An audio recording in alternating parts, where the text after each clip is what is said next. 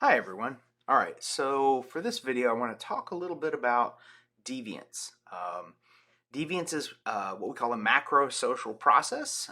So it's something that's operating at the level larger than the individual, um, which makes it a little bit different than, say, for example, socialization, or even to some extent social control. Although social control, as you've read in the chapter, kind of bridges the gap between the macro level and the micro level. Um, so deviance is defined as acts or attributes. Attributes are just qualities or traits, right? So acts or attributes that depart in an undesirable way from a group's norms and that provoke negative social reactions. It is, like almost everything else we've talked about this semester, it is a social construct, which shouldn't come as a surprise at this point, I hope. But I want to talk a little bit about what that means. So when we talk about deviance as a social construct, there are three parts. There is an expectation or a rule or a norm, right? There has to be something from which to deviate in order for there to be deviance. So rules, norms, expectations, those come from society. So by establishing a set of expectations, society makes possible um, that a person can deviate from those, right? So that's the first way in which deviance is socially constructed. The second is the violation of that norm or that rule or that expectation. These violations also have social causes and social conditions that are associated with them. So that's another way in which deviance is socially constructed. We create the conditions under which people are more likely than not to deviate from those expectations as opposed to conform to those expectations. And then there is what we call the reaction. Now, the reaction is society's response to the violation of the norm or the rule or the expectation. For most people, I think if you were to go out and just randomly survey people, for most of them, the first two things would probably be sufficient for there to be in their minds a state of deviance or the existence of an instance of deviance. But when we get into labeling theory in a moment, one of the things you'll see is that in the absence of a social reaction, it is possible that somebody could violate a social rule, but not have that violation become sort of socially recognized or socially consequential as an instance of deviance, right? So if you're driving, great example would be if you're driving to campus or you're driving to work or you're driving home. At some point, you will probably exceed the speed limit. At some point, you will change lanes and you won't use your turn signal. At some point, you might kind of roll through a stop sign instead of coming to a complete stop. In every one of those instances, you're violating a rule, not just a norm, an actual law, right? Something that's written down somewhere and says you're not supposed to do this, something for which you could get a ticket. But if you don't get a ticket, if your rule-breaking behavior, if your violation of those expectations doesn't materialize into anything of social consequence, it really isn't a social phenomenon, right? You need all three of these elements in a sociological sense. You're going to need all three of these elements for something to become deviant, right? You can't deviate if there aren't rules. Certainly, if there are rules, they need to be violated, or at least perceived to be violated, in order for deviance to sort of come into existence. But in the absence of a social reaction, that violation of the rule or the norm or the expectation is not in and of itself enough. These are all what we call necessary conditions, but none of them are sufficient, right? All three have to be present in a sociological analysis in order for there to be something for us to look at, something for us to examine as deviance. I mentioned labeling theory, so I'm going to walk through three different theories as briefly as I can, and at this point you probably know that means you're in for a little bit of a lecture. But as briefly as I can, I'm going to talk about labeling theory, I'm going to talk about social control theory, and I'm going to talk about differential association theory. These are three different theories within the field of sociology that look at deviance. There are many, many, many more. right? Deviance as a subfield within sociology is huge, and people have been studying this stuff for a really long time. So as you might expect in an introductory class, you're just going to kind of get a little flavor, just a little taste. So let's start with labeling theory. I think this is a particularly rich and fun theory to sort of grapple with. It's one of my favorites in terms of theories of deviance. I'm not a sociologist who studies deviance per se, but obviously this is something that I've spent some time looking at as a sociologist, and I got to say I really like Howard Becker's theory, and I like what other people have kind of done with that labeling theory idea that he kind of puts forth in really as far back as the 1950s. So Howard Becker is a sociologist from the University of Chicago. I think he's retired. He's in his 90s now. He's still kicking. I haven't checked the news today, but I think he's still alive as of 2022 anyway. So Howard Becker, back in 1953, writes this really, really influential article that appears in the American Journal of Sociology, which is one of the two big journals in the discipline. There's the American Journal of Sociology and the American Sociological Review, so ASR and AHAS. So he publishes this article called "On Becoming a Marijuana User," and in this article, he explores the process through which people acquire a deviant identity. In this case, being somebody who smokes cannabis. 1953, right? It's a controlled substance. It's illegal. Certainly, the people who smoke marijuana are breaking the law. Howard Becker is deeply immersed in the musical scene. He's a jazz musician. He's in a band, and he, of course, as a consequence of being in that sort of social world, he encounters a lot of musicians who smoke pot, and he becomes really interested in understanding how one becomes a marijuana user. It isn't just as simple as, you light up a joint and you take a puff and suddenly you're high. You have to learn how to smoke it. You have to learn how to recognize the effects of being high, like when you're high versus when you're just, you've just taken a puff. You have to decide that you like that feeling. And if you decide that you like that feeling and you want to continue to do it, you have to do things like access a supply, and you have to manage that identity. In other words, you have to keep people from discovering that you do this thing. There are all these different social elements that go beyond just the pharmacological effect of THC on the human brain.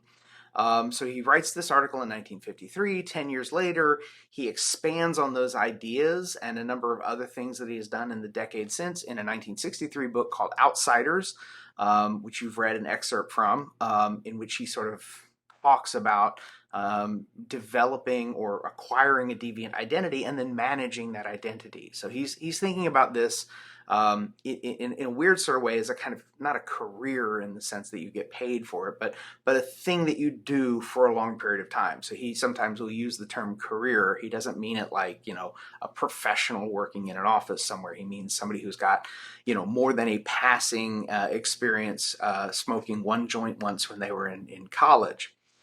So the labeling theory of deviance kind of comes out of this work that he does in the 50s and 60s. And basically the labeling theory of deviance argues that powerful groups of people, right, so people in a position to do this, are able to impose their notions of morality and correct behavior on others by defining certain acts as deviant or certain attributes as deviant. In other words, making a thing into something that is considered deviant requires some degree of ability to sort of set that as a set of expectations. So here he's talking about the way in which expectations are established that reflect the interests of the groups who are able to establish expectations. And the way they do that, of course, is they define other people's behaviors as deviant, or they define other people's attributes as deviant. And there are four elements in this. Some of this comes out of Becker's work. Some of it comes out of other people, as I said, who kind of picked up and ran with these ideas. But there are four elements in labeling theory with regard to how deviance gets constructed. There's what we call banning, which would be roughly analogous to that expectation that I was talking about earlier. Then there is detection and attribution. Those are the next two steps, and those revolve around the violation part. But notice it's not the violation that labeling theory focuses on. It's detecting the violation and then the process of attribution in which responsibility for the behavior is sort of sorted out. And I'm going to get into each of these things, sort of in turn. And then finally, of course, the reaction, which is, of course, analogous to reaction. So labeling theory maps onto that notion broadly within sociology about how deviance is socially constructed, but kind of unpacks a little bit in the middle by focusing, again, not on the actual violation itself, but on how people come to discover that a rule has been violated and whether they're going to hold the person who violated the rule to account for that violation. And there's a concept here that becomes really, really important to make sense of this, or to kind of be able to do this kind of sorting in your head. And that is the concept of primary deviance. So primary deviance comes from this idea that there are initial and often isolated violations of rules or laws that occur all the time. All of us do this, right? As I said, driving to and from work or home or campus, we all break traffic rules with regularity, with startling regularity. We all violate traffic rules. That would be considered an act of primary deviance, right? It's small, it's not, sort of this larger, broad pattern of say, for example, being a reckless driver. Being a reckless driver is something very different than somebody casually rolling through a stop sign without coming to a complete stop, or failing to signal a lane change. I mean, those are also reckless behaviors, but being somebody who engages in a reckless behavior versus being a reckless driver, that's an entirely different thing. That's an act of rule breaking compared to an identity that is imposed on someone. So labeling theory would identify these kind of acts of primary deviance as what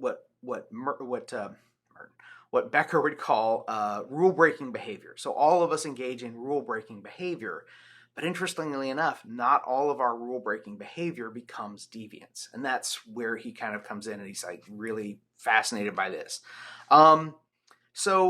So we all engage in these rule-breaking behaviors, and what happens is that some of our rule-breaking behaviors get detected, and if they are detected, then there's a process of what we call attribution. Now, attribution is a concept that comes to us from psychology, or I should say that's a concept that's explored extensively in psychology. We also touch on it a lot in social psychology. But the idea with attribution is sort of sorting out responsibility. So if you were late for work, your boss presumably would want to know why, right? What's the explanation for your late arrival? If you were in a car accident caused by somebody else, then you're probably not going to be on the hook for being late. That would be considered a legitimate or valid excuse. In other words, we have attributed your rule-breaking behavior, which is showing up to work late, on conditions that you could not control, which was that somebody hit your car while you were driving. So that attribution of your situation to some other set of causes sort of takes you off the hook and makes it likely that your rule-breaking behavior is not going to be held against you. It's not going to be understood as an act of deviance, right? If, on the other hand, you don't have any reason except, maybe you didn't start out in time or you overslept, you're probably likely to be held responsible for that rule-breaking behavior. So what we want to do as people who want to avoid a deviant label is we're going to try to do as much as we can to control whether people detect our rule-breaking behavior, right? So we're going to be, if we have a deviant attribute, or if we're engaging in deviant behaviors, we're going to do what we can to keep that information from becoming known. Once it's known, right, once people are aware of this, we're going to try our best to sort of neutralize the process of attribution in which responsibility for those violations would land on us. So, and that's a whole thing. That's like we're not going to talk about it because, again, this is just an introductory level class and you're just getting, just that little taste of all of this. But there's a really kind of interesting set of things that unfold there. I'll give you an example. I'll give you a quick anecdote. When I was a kid in school, elementary school, my homeroom teacher got it in her head that I was a bad student. So that's the label, right? The label that gets applied to my behavior is bad student. Gramlich's a bad student. I probably did something that gave her legitimate reason to draw that conclusion. Maybe I was talking in class one day. Maybe I was passing a note. Right? As a kid, kids do those kinds of things. The interesting thing is that within a relatively short period of time, all of my other teachers are also kind of inclined to see me this way. And, looking back on it as an adult, I could see that was because teachers talk to other teachers, right? But by the second or third week of the school year, all of my teachers think I'm a bad student. So the label has now been successfully applied to me in response to my rule-breaking behavior. My rule-breaking behavior maybe formed the foundation for this, but other students engaged in similar rule-breaking behavior and the label did not get applied to them. But it did get applied to me. And so here's what happens. If you want to get out from underneath this label, you might say to yourself, okay, well, all you have to do is be a really good student. You have to come to class on time. You have to turn in your homework and all the answers have to be right. You can't talk in class and you can't pass notes, right? You can just get out from underneath that label by changing your behavior. But here's this pernicious little element to this and something that we all kind of understand, even if it's not something we consciously grapple with.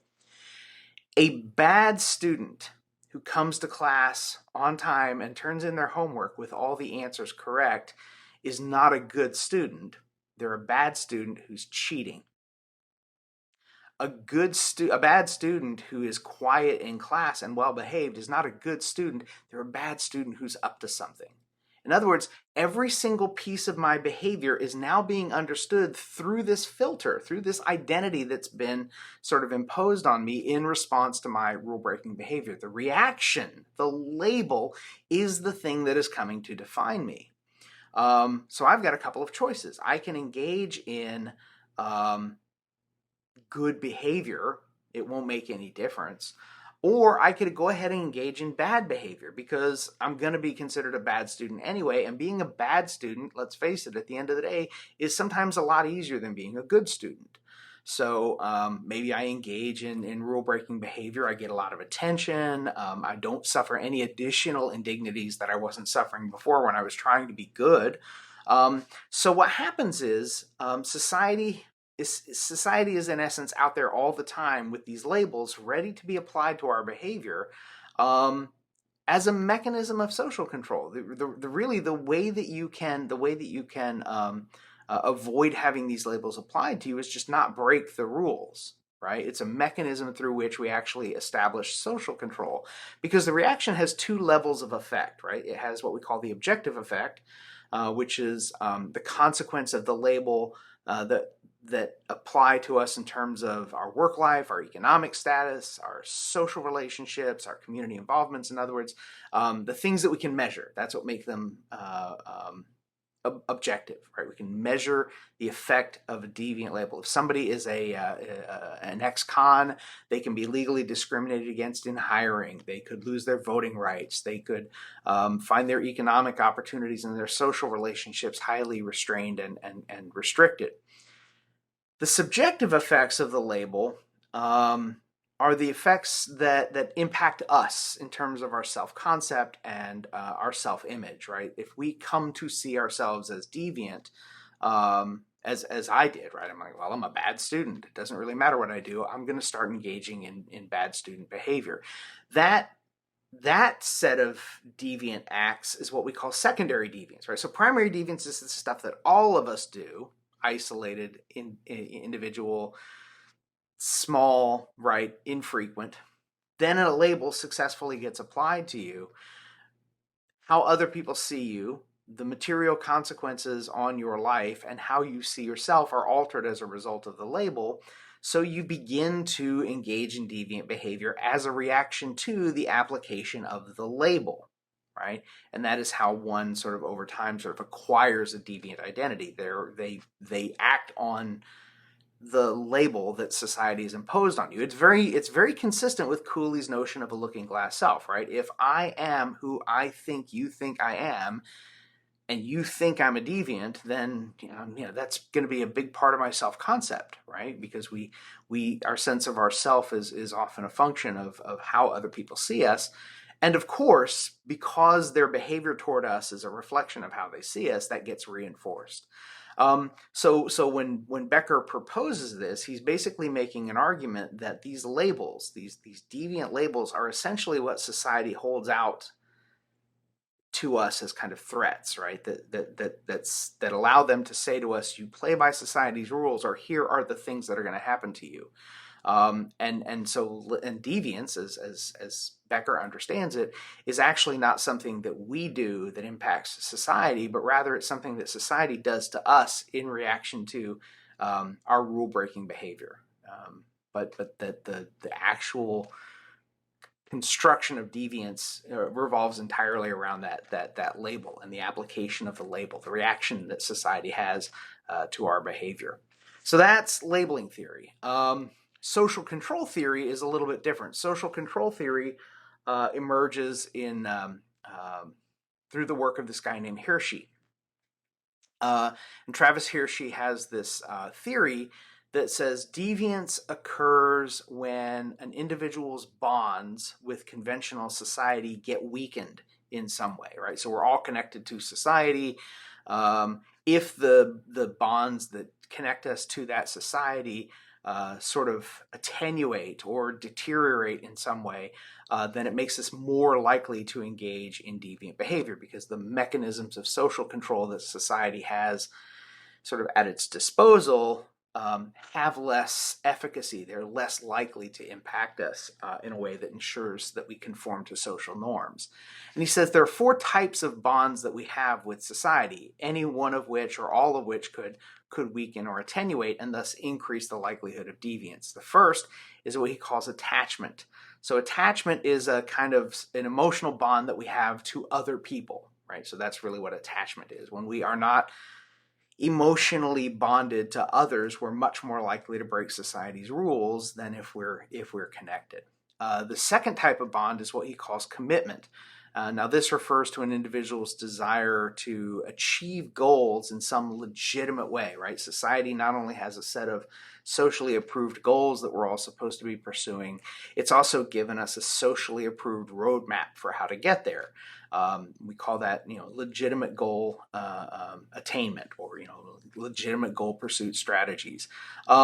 If we don't use, if we're not committed to using legitimate means to achieve goals, we're more likely to turn to deviant means to achieve those same goals. So commitment becomes one of the bonds that is really, really important. The third bond is called involvement. This, as it sounds, refers to our participation in socially acceptable activities and groups, right? So the more involved we are in our communities, in our workplaces, in our social networks, in our families, in our religious communities, right, the less likely we are to break society's rules. And then finally, the last bond that keeps us in a state of conformity, or more likely to be in a state of conformity, is belief. And this refers to, of course, people's respect for law and order in society. If you are committed to those things in terms of beliefs, again, you're much less likely to break the rules. So that's social control theory. And then the last theory, as I said, that I want to talk about is what's called differential association. Now, this grows out of the work of a guy named Edwin Sutherland. Edwin Sutherland develops a theory that argues that deviance is really a product of socialization. So it's learned through interaction with other people. So if you are immersed in a deviant subculture, and you are appropriately socialized to the expectations of that group, then you're going to engage in behaviors that are normative for that group, but for the broader society are going to be seen as deviant. And he's got 9 principles that kind of underline differential association theory. They're kind of laid out in the chapter and they're laid out in the outline. I don't really feel like it's necessary to kind of bang on that too much, but the argument is essentially that deviance is learned. It's learned in interaction with other people through a process of communication, symbolic and exchange, in much the same way we're socialized into conformist behaviors, we can be socialized into deviant behaviors.